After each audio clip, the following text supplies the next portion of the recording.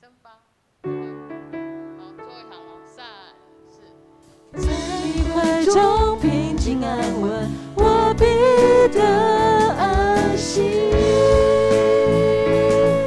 你的爱是我灵魂苏醒，患难中我能让强站立。你的爱是我重新得力，黑暗中是我生命再次绚丽。我心竭力于你，眼目专注于你，风浪之中有你同行，不畏惧。我心竭力于你，我灵降服于你，在你怀中平静安稳，我必得安息。我心竭力于你，眼目专注于你，风浪之中有你同行，不畏惧。我心竭力于你，我灵降服于你，在你怀中平静安稳，我必得安息。在你怀中平静安稳，我必得安息。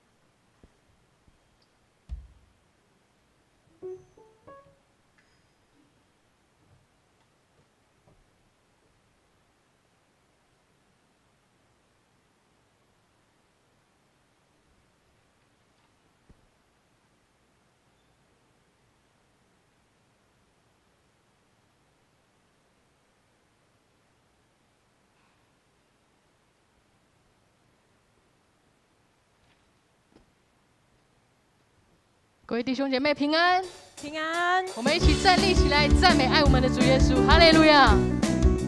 我们一起站起来，我们一起拍手来赞美他，再大声一点，拍手来赞美他。他是配得我们称颂，配得我们所赞美的，哈利路亚！我们一起来赞美，赞美主生命。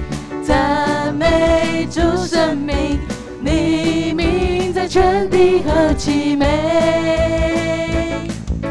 你心是广大，怜悯不断绝，你慈爱永远长存。让我们献上赞美祭，合一敬拜在爱里，不分时代，在你殿中欢呼大喜乐，让我们数算你恩典，赞美进入你的园，神的膏油就必永留在这地。我们现在跟你们的前后左右挥挥手说，我们一起来赞美爱我们的主，我们一起来赞美他，哈利路亚！谢谢他爱我们每一个弟兄姐妹，让我们得以站立在这里，一起敬拜赞美他。我们一起拍手来赞美。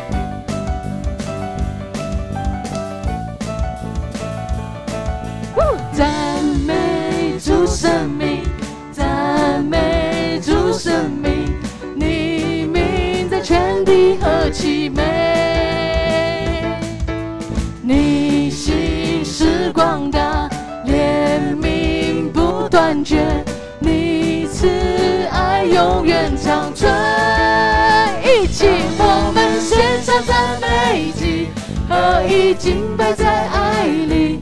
不分时代，在你殿中欢呼大喜乐，让我们数算你恩典，赞美进入你的园，神的膏油就必永留在这地。我们不停止拍手来赞美他。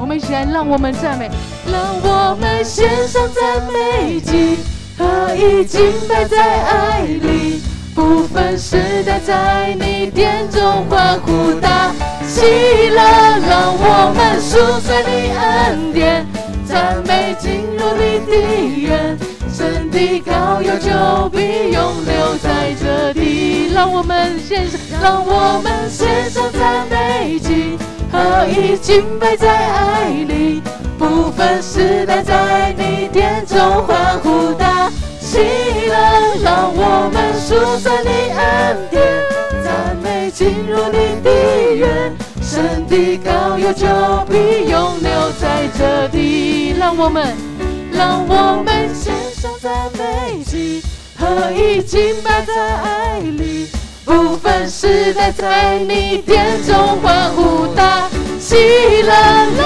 我们数算你恩典，赞美进入你的园，神的膏油就必永留在这地。神的膏油，神的膏油就必永留在这地。让我们再次说神的膏油，神的膏油就必永留在这地。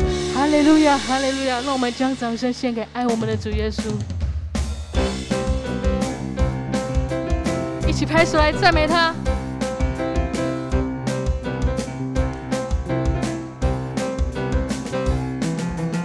主赐给我不动摇的信心，海浪之中你伸出大手拉住我，求除去我心中所有的怀疑，旷野之中紧紧跟随云柱火柱，海浪之中我必不沉落，旷野之中我必不迷路，不退缩，不退缩，也不害怕，不动摇，也不放弃，因我深信你应许不改变。困难之中，困难之中，我仍然赞美，仍然赞美；疑惑之中，我仍然祷告。心在水面的信心，刚强壮胆的前进，我的神必在前面为我征战。我们再次来说，主赐给我不动摇的信心，海浪之中你伸出大手拉住我，求除去我心中所有的怀疑，旷野之中紧紧跟随云柱火柱，海浪之中我必不沉落，必不沉落，旷野之中我必不迷路，不退缩也不害怕，不动摇也不放弃，因我深信你应许不改变。让我们来说，困难之中，困难之中，我仍然赞美，是的，主，我们仍然向你来赞美。疑惑之中，我仍然祷告。心在水面的信心，刚强壮胆的前进，我的神必在前面为我征战。我的祷告无论求什么，只要相信就必得着。是的，主，我们每一个人的祷告，我的祷告无论求什么，只要相信，只要相信，只要相信，只要相信，只要相信就必得着。海浪之中我必不沉沦，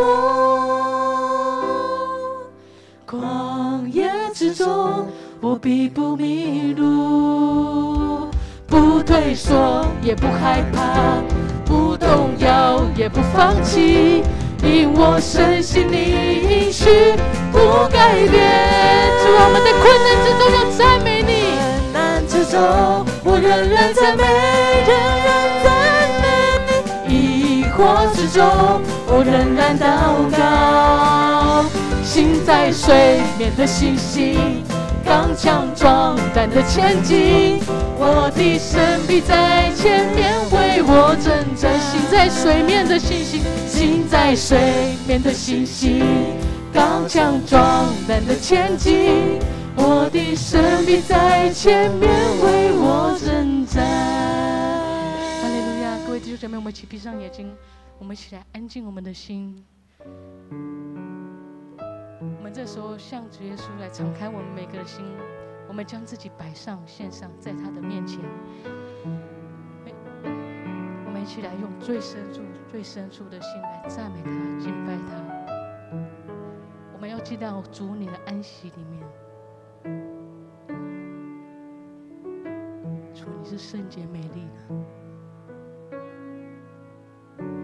耶稣基督，圣洁美丽，无人能及。我们一起唱《自我气息》。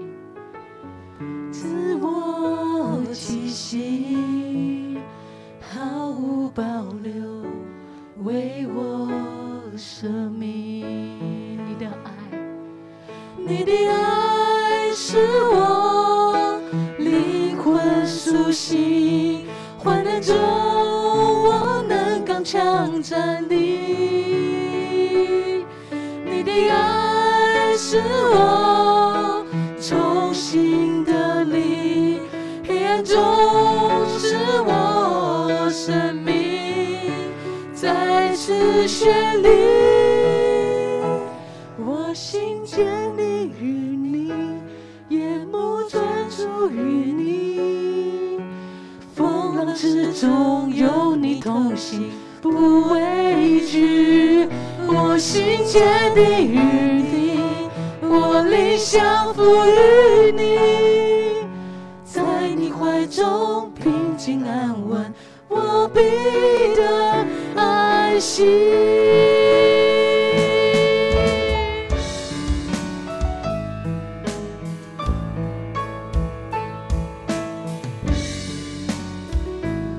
邀请弟兄姐妹，我们再一次来唱《耶稣基督》。耶稣基督，圣洁美丽，无人能及。赐我气息，毫无保留，为我舍命。我们来说他的爱。你的爱是我灵魂苏醒，患难中我能刚强站立。你的爱是我重新的力，黑暗中是我生命再次绚丽。我心坚定于你，眼目专注于你，风浪之中有你同行，不畏惧。我心坚定于你，我灵降服于你，在你怀中平静安稳，我必得安惜。弟兄姐妹，我们一起来做祷告，我们一起闭上眼睛，我们将我们的人献上在主的面前。我们有信仰，但我们也要有信心。我们有信心才能够进入到主的安息里。我们来向他说：主耶稣，你是无人能及的，你是赐我信息的，你对我的爱毫无保留，你使我们每个人能够在你的爱里重新得力，使我们每个人在黑暗中的时候，我们能够得着生命，我们的生命能够再次来发光发亮，再次得到训练。主耶稣，我们的心要坚定于你，好不好？弟兄姐妹，我们一起来开口，不管是为了自己祷告，或者是为了现在你的周遭朋友他有落入在黑暗中的，我们也一起开口来为他祷告，不单只是为了自己，也为了我们周遭所有的朋友，所有我们的弟兄姐妹，我们一起来向他祷告。我们要有信心，我们除了有信仰，我们一定要有信心，信心来跟随他，他是配得我们所跟随的。哈利路亚！我们一起来开口祷告。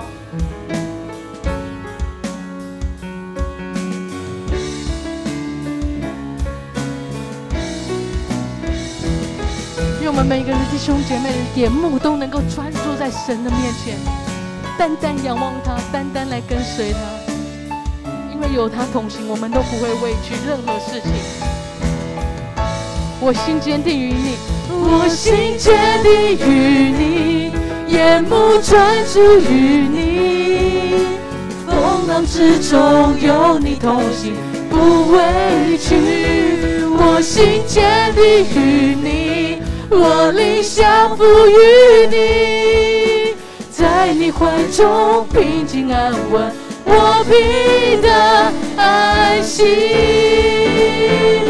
我心坚定于你，眼目专注于你，风浪之中有你同行，不畏惧。我心坚定于你，我灵降服于你，在你怀中平静安稳，我必得安息。我们一起来说，在你怀中，在你怀中平静安稳，我必得安息。在你怀中，我们一起来唱。在你怀中平静安稳，我必得安息。我们一起来做个祷告，主啊，我们感谢赞美你，求你垂听我们每个人内心深处最深切的呼求祷告，求你把我们心中的惊恐不安、焦虑烦躁都挪去，叫我们把眼目单单回转向你，因为当我们回转向你，我们便得救。因着我们的心回转向你，你要将你的灵浇灌在我们身上，使我们软弱的信心重新被你坚固。主啊，我们不再依靠自己，我们要全然的依靠你，仰望你。主啊，帮助我们的信心在你里面不再动摇，不再疑惑，因为唯有凭着信依靠你，我们才能站立得住。主啊，求你怜悯我们，回应我们在你面前的呼求。孩子祷告乃是奉靠主耶稣基督得胜的名求，阿们。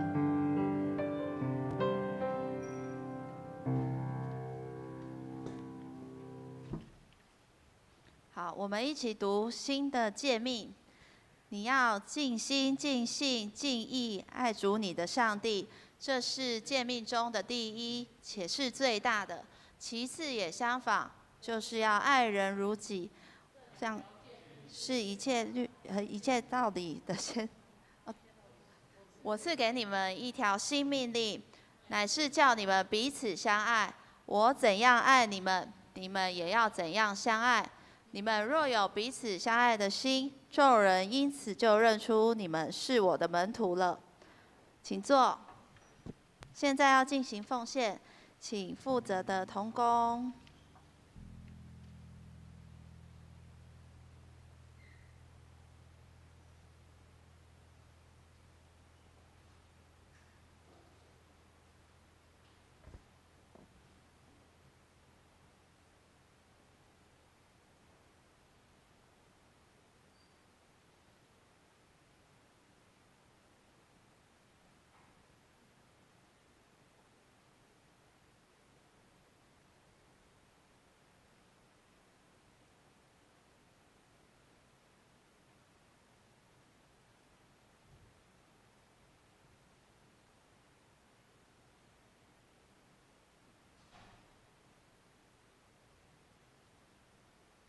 我们一起低头来祷告。上帝，你是掌权我们生命的主，恳求上帝来看顾海峡两岸的和平，让悲伤恐怖的战争不会发生在台湾。让我们基督徒还有时间，能够用我们的力量去改变这个社会，改变人，让他们回转来向上帝。因为人总是会顺着心里所想的去做，经常被欲望牵着走，导致陷入罪的深渊里，而无法回头。然而就这样失去了永生的盼望。我们应该恳求上帝的引领，让我们能够坚定的来倚靠他，靠信心来面对生命的难关、罪恶的引诱，还有内心的软弱，使我们胜过一切。永生的上帝啊，求你坚固我的信心，使我们能够在遭受试炼的时候忍耐到底，并且成为那个最有福气的人，能够得着生命的冠冕。我们也要用主祷文这样来祷告：我们在天上的父，愿人都尊你的名为圣，愿你的国降临，愿你的旨意行在地上，如同行在天上。我们日用的饮食，今日赐给我们，免我们的债，如同我们免了人的债，不叫我们遇见试探，救我们脱离凶恶。因为国度、权柄、荣耀，全是你的，直到永远。阿们。报告，大家有周报的话可以翻开，我就把教会消息比较重要的提一下。第3点就是9月5号，就是明天开始，我们社区的关怀据点银发族好处 B 要开课了，请大家为课程祷告，因为我们在这个银发族的后处 B 其实花了非常多的心力，浸会长老在持续的在做社区的关怀，然后这也是政府会补助，所以政府也有参与在其中，然后我们也请了很多教会的弟兄姐妹当志工，所以我们也要为这些志工们祷告，就是不会忘记初心，希望他们继续有热情，持续站立在这个我们事工当中。好，然后礼拜五就是这礼拜五我们不是放假嘛，中秋节连续放假，那礼拜五下午4点我们会举办中秋的烤肉，可以以我们自己人为主，但是如果是很亲密的朋友，就是可以带来，比如说弟兄的女朋友，就这礼拜5、4点可以带来。然后到时候会按分配组别进行，就是谁跟谁做，然后再还有就是照组别来清理善后这样。好，然后团契会长在第4季的，这是第4季的服事排班表，请在下礼拜之前，礼拜天之前，因为今天4号嘛。就再过2个礼拜，在这之前交给干事，他要做一个会诊。还有奖学金的部分，还在读书的青少年就是可以申请奖学金，那是下礼拜之前要申请。好，然后教界的消息，因为现在知美牧师是在中会服事，就是校园的事工嘛，对不对？然后所以。他有特别请我们要强调这一点，就是9月17号的星期六，就是下星期六的上午，会举办一个对话的力量创造新连结的讲座。讲员李崇义老师，他会内容是帮助我们彼此沟通，不再因情绪停在表面，而是能进到内心，达到真正的沟通。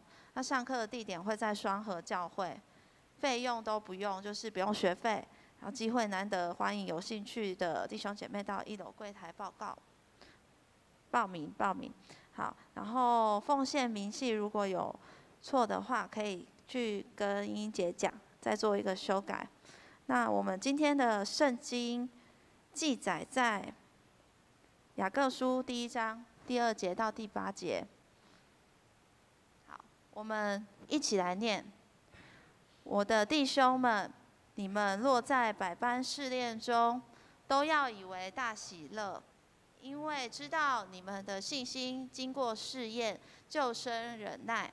但忍耐也当成功，使你们成全完备，毫无缺欠。你们中间若有缺少智慧的，应当就求那厚赐与众人，也不斥责人的上帝，主就必赐给他。只要凭信心求，一点不疑惑，因为那疑惑的人，就像海中的波浪，被风吹动翻腾。这样的人，不要想从主那里得什么。心怀恶意的人，在他一切所行的路上都没有定见。我们请一节牧师来证道，证道的题目是信仰升级。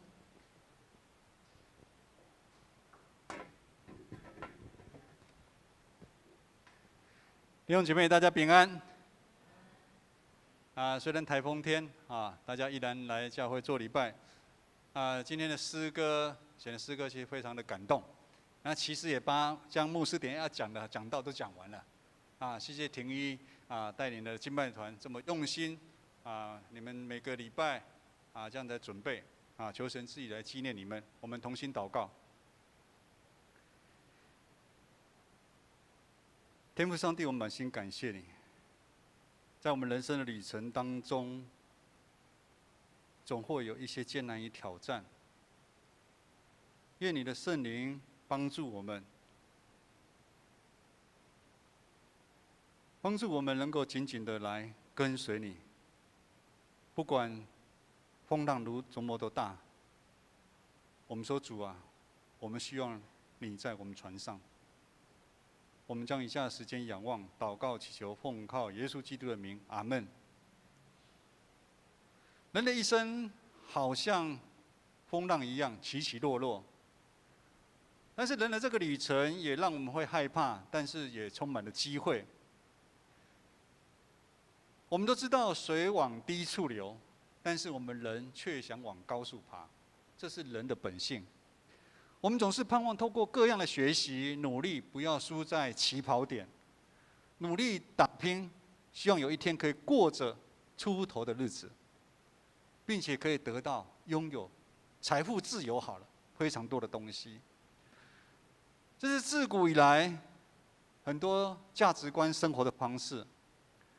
如今的社会非常的竞争，更没有人愿意跑在人家的后面。所以，这个不管政府的教育如何的做调整、教改，补习班不但不会倒，越开越大，五花八门的才艺学习。只爱考上高中之后，马上补习班的电话一堆就来了，也不晓得怎么知道，就知道电话。从他国3的时候，电话我们家电话有接不完，任何的补习班都会打来。等我们长大出社会之后，我们的竞争更不会减少。我们大家一样陷落在追求外在的增长、外在的升级。现在大家玩游戏都知道，游戏都要升级等级不够高的人，你还不能跟等级太高的人玩游戏。每个人都在工作事业上面、感情上面要升级，生活中的能力也升级，身价也要升级，财富、地位。想办法就是让我们的身份比别人更高，得到的比别人更多，以至于来满足我们自己内心的渴望。但是从过往很多的历史，让我们知道，什么才是真正生命当中最需要迫切去升级的部分。我们常常从最近的新闻看到很多的无常，不管是于天的女儿生病多久都过世了。或者是有2个20几岁的年轻人确诊，然后也没有打了3剂，也没有慢性病的然后很快就离开了。我们一生中有很多的艰难出现，很多的艰难出现是我们没办法去控制的，所以我们有办法越过生命当中的困境跟试炼。其实信仰的操练相对就非常的重要。信仰要不断的升级，我们才有办法面对未来的挑战跟困境。今天的经文雅各书主要是写给一群散落在外的一个犹太基督徒，在福音广传的时候，基督教就被迫害。基督教迫害在司提反死了之后，许多的犹太族就逃到外地去生活。啊，像我听说以前早期在我们金门哈，我的阿公、叔公他们，很多因为那边的生活困难，所以说到下南洋，所以那时候很多的金门就去南洋讨生活。但是你知道，其实外面生活不容易。哦，当地有很多当地的可能地痞流氓啦，或者什么不一样，这边也是。所以雅各就以耶路撒冷牧者的身份写了信给海外这些犹太基督徒，目的呢，第一个安慰他们，鼓励他们。你们纵使在患难当中，你们都要守住这个信仰，而且要在当地做光做盐。我们都知道，其实当大试炼临到的时候，我们会放弃很多我们要守的原则，我们都守不住。尤其我们知道很多单位里面啊，比如说我们也常听说了哈，听说一群警察，你可能你不想收回扣，可是当整个如果派出所都收了，你要不要收？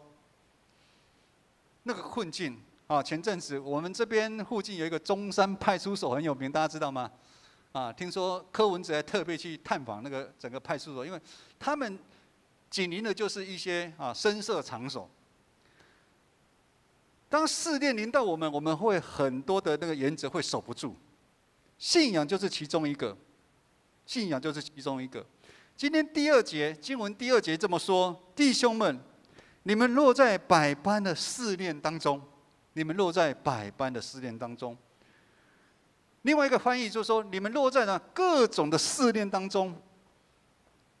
台语说，你陷落在、跌倒在一个试炼当中，也就是说，这个试炼是很恐怖的。到底雅各在这边讲的试炼是什么？雅各他让所有的信徒知道，基督徒在日常生活当中随时会遭遇到试炼。在原文里面，试炼跟试探其实是同一个字。简单来说就是测试，我来测试你，就好像考试一样，你到底会不会用考试就知道。试炼到底是用什么方式来跟我们考试呢？我们从经文可以知道，试炼就好像很多的花一样，花有很多花的款式，长得都不一样，色泽也不一样。也就是说，试炼它没有固定的方式，就像我们考试一般就是有什么选择题啊、问答题啊、是非题，哦，等到大学以上可能就是口试。那子群，我们子群去那个考军校的时候，啊，他们的考试也不一样啊。第一个伏地挺身，第2个跑5000，哦，所以那个试炼的方式、考试的方式都不一样。我们可以说，试炼就是千变万化，而且常常用我们意想不到。你以为你已经很厉害了。你以为你可以阻挡任何的东西，但是那个试炼来，你又是新的东西。我们会好奇试炼什么时候会发生？从经文的脉络让我们知道，在任何的日子、任何的时间，试炼随时会临到我们，而且攻击我们。也因为我们没办法去做事先的超前部署，以至于试炼来的时候，我们常常没办法准备。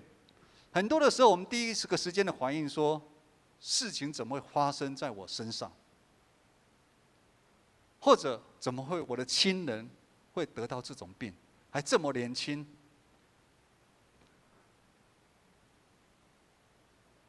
其实，在人的生命处境当中，我们就好像一只船航行在大海上。我们都知道，海底下有很多暗礁，甚至在航行的过程当中，有突如其来的一个强风，等待随时的让我们遇到。不小心，我们都会翻船，甚至我们有生命上的危险。但是，我们都把这些事情当作很奇怪。我们会当时觉得，为什么发生这个事情？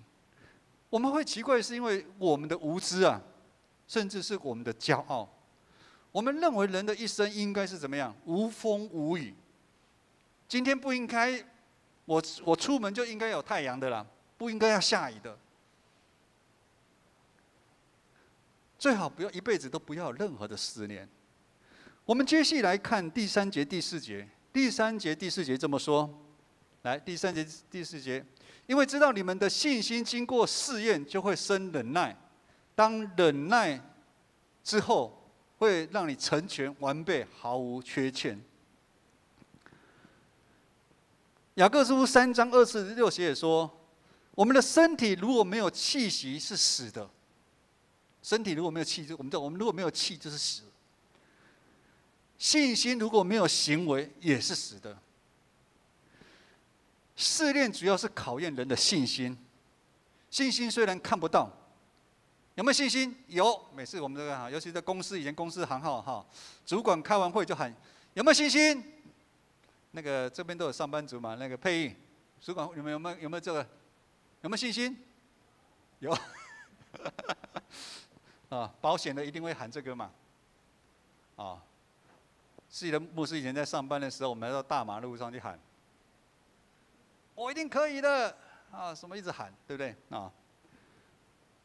信心试炼的考验人的信心，信心虽然看不到，信心感觉也很抽象，但是信心可以经过试炼来证明。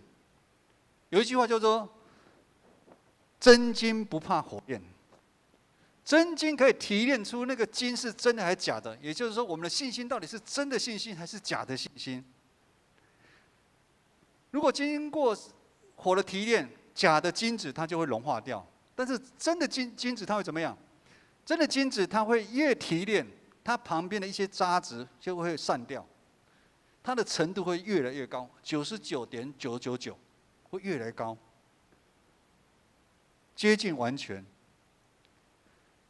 在座弟兄姐妹，我们都相信上帝，除了少部分之外，我们都在上帝与众人的面前见证当中受洗，成为基督徒。我们那时候还有誓约，我们要诚心的认罪悔改，我们要依靠上帝的恩典，一辈子尽力来服侍他，走他的道路。还记得这个誓约的人，请举手。哎，怎么大家不举手？你受洗那个誓约，请举手一下，还记得了？哎，哦，这边还没啊，举完。佩仪，你忘记？誓约代表我们跟上帝的承诺，以及对上帝的信心。可是当人面对苦难的时候、病痛的时候，甚至很多的引诱、试炼、冲击的时候，信心很容易怎么就崩溃了？我们恭喜那个陈宇翔弟兄，听说你昨天求婚，啊，我们恭喜你，给他拍拍手，恭喜他一下。啊，陈宇翔弟兄，请站起来，因为后面也可能不认识你。啊，我们未来的那个女主角呢？啊，女主角，好。我想你昨天应该有练了一大段承诺吧？啊，应该有了哈。虽然牧师没在现场哈，但是哈。有个那个网络哈，有po哈，但牧师大概知道哈。承诺也要会接下来你们会经过很多的试验跟考验。当我们的信心如果不够的话，就会出现危机。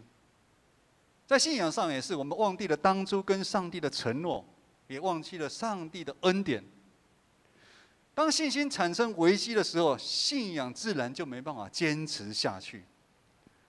就像今天的经文第8节说的，今天的经文第8节，来看一下第8节。心怀恶意的人，在他一切所行的路上都没有定见，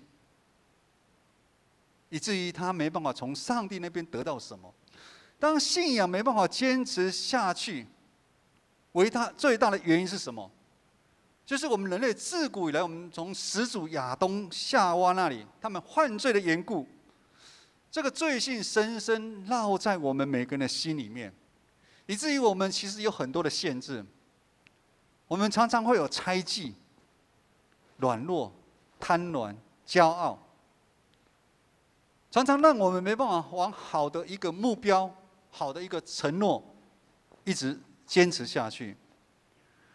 这边所谓的心怀恶意，在原文它的意思叫做双重人格，就是一个人有双重人格，是讲一个人他有2个意念、2个心，他总是让人家没办法安定下来。这样的人，不管他人生的境遇是平顺或者是曲折，他都会表现出不安稳的一个反应。其实这样的人，他活得真的是很辛苦。主耶稣在马太福音书6章24节也这么说：一个人不能服侍2个主人。我们不能一边祷告求告上帝，这个心求告上帝，另外一个心呢，又自己有盘算，一心二用、3心2意的人，就常常有一句成语这么描写：一个人双脚踏2条船，一定会翻船的，一定会翻船。内心充满了很多疑惑的人，这样的人都是想靠自己的力量，靠自己的骄傲抵挡突如其来的试炼，最后他一定会失败，而且陷入魔鬼的计谋当中。我们看到我们教会界有许多信仰的前辈，及大有影响力的牧者，他们一生尽忠在教会。可是当有一天他们想要用自己的骄傲来面对试炼的时候，他们就会在情欲上面、权力上面、金钱上面来跌倒，失落了见证。其实让我们感觉到很不舍。信仰是一条很长很漫长的路，信仰也是一条属灵的征战，而且信心的考验永远不会停止，直到现在都不会停止，直到我们见主面那一天。意思是说，我们要随时预备心，就是我们要随时面对试炼的突如其来。牧师知道这阵子我们教会有很多的弟兄姐妹，现在陷落在大的试炼当中，可能是确诊，可能是病痛，仿佛就好像站在十字路口上面，不知道怎么办。尤其有一些亲人身体病痛的，甚至有一些弟兄姐妹工作上面失业，感情上面有一些不顺利的。说实在话，面对这样的一个试炼的时候，造成的压力重担，真的会让人非常的艰苦，受不了，甚至怀疑上帝你有没有听我祷告？我想我们每个弟兄姐妹都可以感同身受我们身边的肢体的痛苦，因为哥林多12章26节这么说。一个肢体受苦，我们所有的肢体都要跟着受苦这个也是我们信仰很美的一个地方。我们会知道，我们永远不会孤独。今天浸会长老的妈妈很久没有下山了，她在清境跟另外一个姐姐住。她一下来，知道某一个长辈身体病痛很久没来，就跟牧师要地址要电话，点一下就要去探访他。这个信仰让我们知道，我们真的都不孤单，我们永远都不会只是自己一个人。感谢主，今天的经文第5节给我们很大的一个盼望。第5节这么说：你们中间若有缺少智慧的，该求那厚赐予众人又不斥责人的神，他必赐给你。只要我们凭着信心求，一点也不疑惑。雅各知道，散落在外的信徒，他们一定会面对许多的试炼的考验。他们这个时候的信心一定是非常的软弱，甚至怀疑上帝，甚至会怀疑自己是不是对不起上帝。所以雅各在这边勉励他们，在试炼中的信徒你们不要离开上帝，上帝是慈爱的，上帝是不会斥责人的。我们跟上帝的关系是盟约，所谓盟约就是上帝绝对不会弃绝我们，我们可能会离开他，但是上帝永远在等着我们。当我们谦卑来到他的面前，上帝会给我们足够的智慧跟力量，来面对一切的困难。箴言书1章7节也这么说：敬畏耶和华是智慧的开端。所以让我们知道说，智慧跟上帝是有很大的一个关系。圣经人物的约瑟，他因为敬畏上帝，上帝让他有智慧去分辨环境的险恶，让他的心不会三心两意。当女主人用美色来诱惑他的时候，他没有三心两意，他的心抓紧紧的。纵然因为这样子，他被关监牢，但是因为他对上帝的持守，他通过信心的考验，最后成为埃及的宰相。弟兄姐妹，我们的上帝是全能的上帝。如今我们的上帝已经将最大的智慧赏赐给我们，就是耶稣基督。当我们相信耶稣，倚靠耶稣，我们的试炼就会成为祝福啊！因为试炼帮助我们调整我们的眼光，试炼将老我除去。我们有很多很多的老我需要被除去，我们不会只在看到自己，而我们也不会只在看到环境当中所碰到的危机。我们会怎么样？今天的歌词，婷也有选了，我们会怎么样？我们会坚定的仰望耶稣啊！我们会抬头看耶稣。我们在耶稣牺牲的爱当中，我们会看到盼望。我们会看到上帝对我们每一个人弟兄姐妹的心意、计划、呼召，甚至他会带来医治。在试炼的过程当中，我们也看到上帝虽然有这么多的试炼，但是上帝的恩典超过试炼。上帝给我们的恩赐也超过那些攻击我们的试炼。希伯来书12章第6节这么说：因为主所爱的，他必管教，又鞭打他所接纳的每一个孩子。还被管教的时候，我们当时会觉得很痛苦、不开心、不快乐。可是后来经过锻炼之后，我们会结出平安的果子，就是义的果子。最后，牧师要简单来分享我生命当中试炼经过的一个过程，让跟大家一起勉励。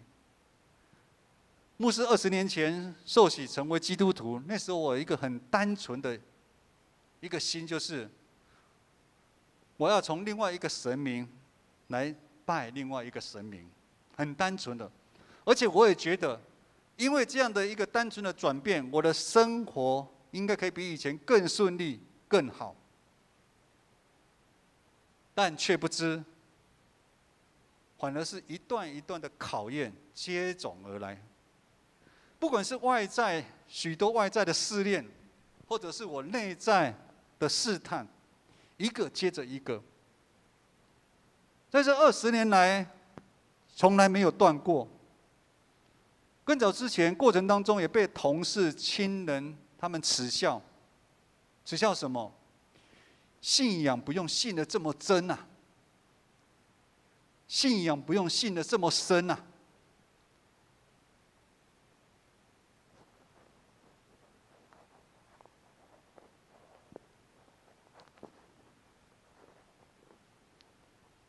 身边一些以前的朋友也不了解我们到底在干什么，所以过程当中，我们不知流了多少的眼泪，也不知在多少的一个夜晚当中，我们跪着在祈祷，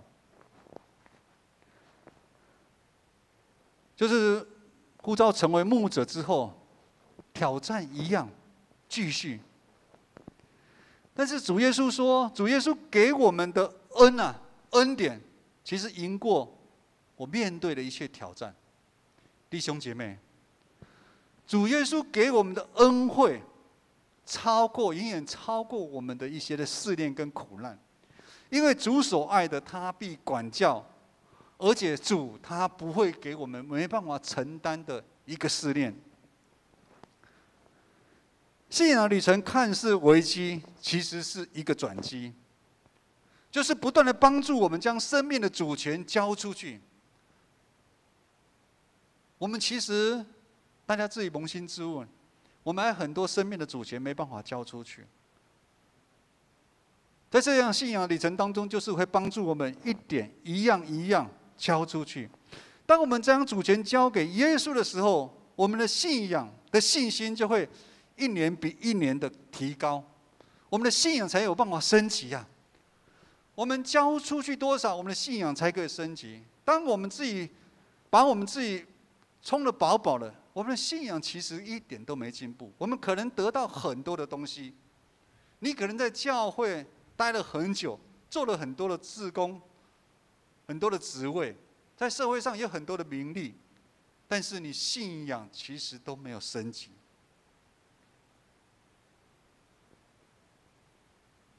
6年前，我们还在深坑教会牧会的时候，我们在那边有做了很多的美好的事工，跟那边的弟兄姐妹也很有美好的一个交通。他们虽然是一个20-30人的一个小小的一个教会，其实刚开始我们在领敬拜的时候，也大概就是敬拜团的人，然后加3个人那边后来才来的。其实牧师一点都不担心，在之前那个小教会常常是这样子，但是我可以感受到天上的天使、天君在跟我们一同敬拜，那种喜乐、那种平安就在当中。有很多他们的母会、公馆教会以及阿宙的教会、和平教会在支持他们。有一个很有名的蔡茂堂牧师也常常去关心我们，鼓励我们要留下来。我们那时候不懂事，当然也是感动，我们答应他们，我们会留在那边。因为我也觉得，那边的教会常常3年就换一个牧师，而且我们觉得都市的教会应该比较不缺牧师，我们宁愿在乡下。可是就在知梅牧师拿到牧师资格检定，他本来从传道大概2年多之后，环境开始起了变化。我记得在那个之前，郑梅姐就有打电话到深坑给我们，问我们有没有来建成。我们说我们不离开，我们不离开。的确，我们那时候不想离开，也有很多的牧者、很多的教会在邀请。我觉得我们就想要在那边，不是。可是当2年多之后，环境起了变化，上帝的呼召临到我们要离开，但是我们不知道要去哪里。我们跟我们的孩子讲，我记得那一年的过年，我们其实过得很辛苦，因为我们已经先跟教会请辞，因为我们要让教会赶快可以找应届的毕业生的传道人可以来到教会，所以我们很快就请辞。当中很多的牧者告诉我们说，没有人这么傻的，你们应该找到下一间教会，就好像我们在职场上面嘛，你总要骑驴找马嘛。而上帝给我们感动，就是我们就是要先提出来。你说我们担不担心，害不害怕？感觉我们从信主这样一路走过来，甚至放下职场的工作，一路走过来的试炼，感觉好像也试炼很多了。可是来到这，今天试炼不完。可是我们心里面其实是很有平安的。我们知道，既然入上帝的呼召，上帝会亲自带路。之后当然就这样来到建成教会，弟兄姐妹，将主权交去真的非常的不简单，那是一种交托跟放手。看似是危机，其实步步都是转机啊，步步都是转机。最近很多人确诊，我们家子月确诊，他到第7天才转阴，代表应该也蛮严重的。我带他去之后，我带他去看中医，把脉。那个药啊，真的是非常的苦啊，中药苦啊。我们可以跟医生说：“医生，我想病好，但是那个药水我不喝，可不可以？”不可以啊！良药苦口啊！我们又想要身体好，我们又不想喝那个药。意思也是一样，当我们不把主权交托出去，交托给上帝的时候，我们的信仰就没办法升级啊。我们也没办法经历什么？经历雅各书1章2节这么说的。雅各书1章2节，上面放一下 PPT， 我们一起来读这一节好不好？请，我的弟兄们，你们若在百般试炼中，都要以为大喜乐。这个是非常的难的。困难当中，谁会大喜乐？只有好的时候，大家才会赞美主，搬新家，感谢主；薪水升级了，感谢主。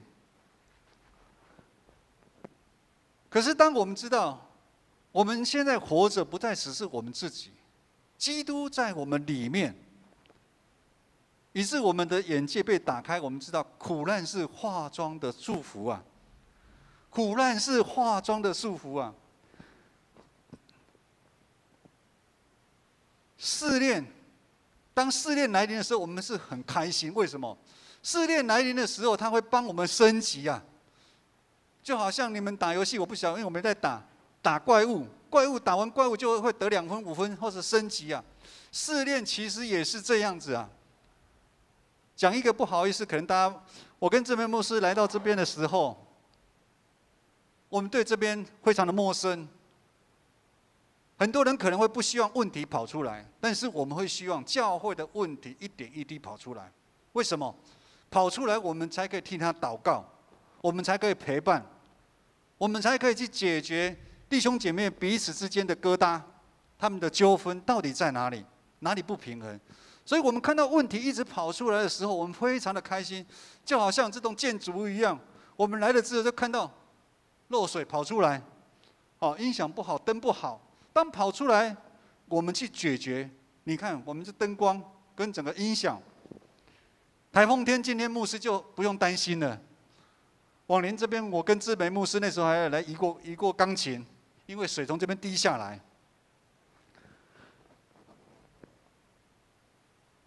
所以遇到试炼，我们应该会欢喜，会赞美神。那个是因为我们知道上帝在我们里面，我们依靠耶稣基督，我们赢过那些试炼。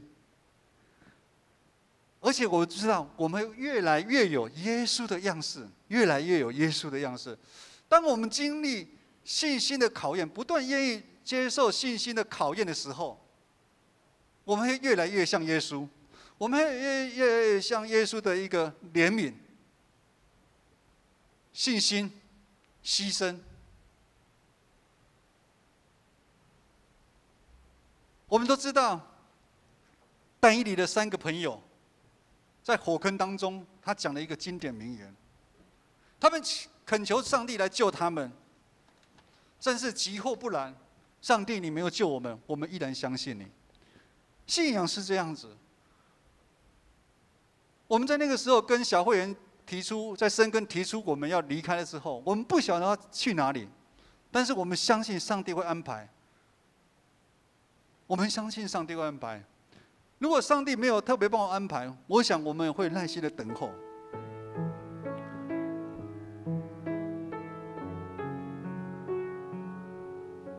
经过信心的考验之后，我们才有我们的属灵眼界才会打开，我们才会看到一些在一般世俗上面看不到的一些东西啊。我们也办法才会去经历到、看到，甚至我们尝到那个信仰的美好到底在哪里。等一下敬拜团会的带我们来唱这首诗歌，当中我们的祷告，我们一生要坚定在耶稣。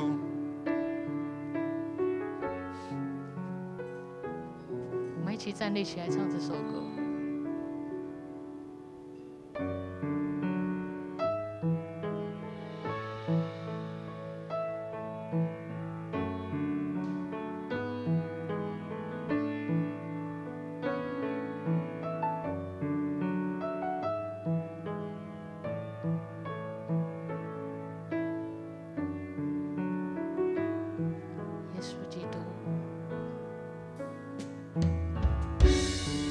稣基督，圣洁美丽，无人能及。赐我气息，毫无保留，为我舍命。你的爱，你的爱使我灵魂苏醒，患难中我能刚强站立。你的爱使我重新得力，黑暗中使我生命再次绚丽。我心坚立于你，眼目专注于你，风浪之中有你同行，不畏惧。我心坚立于你，我灵降服于你，在你怀中平静安稳，我必得安息。我心坚立于你，眼目专注于你，风浪之中有你同行，不畏惧。我心坚立于你，我灵降服于你，在你怀中平静安稳，我必得安息。在你怀中平静安稳，我必得安息。我们一起来做个祷告。天父上帝，我们恳求你帮助我们。当我们彷徨在十字路口、三心两意的时候，恳求主你的光照亮我们，让我们能将我们生命的主权一点一滴的交给你。愿主你来修剪我们。主你说你疼爱的，你必管教他。你来修剪我们的棱棱角角，你能来修剪我们，让我们经历锻炼之后，让我们经历试炼之后，我们越来越像你。愿我主耶稣基督的恩惠、天父上帝的慈爱、圣灵的感动与你们众人同在，从今时直到永远。阿们。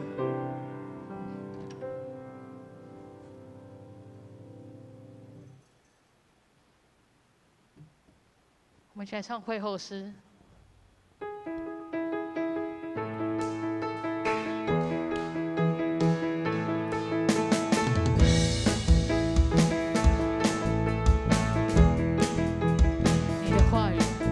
话语是我生命的救恩，你的双手扶持软弱，使我刚强。你是道路、真理、生命，是我们永活的见证。哦，哈利路亚！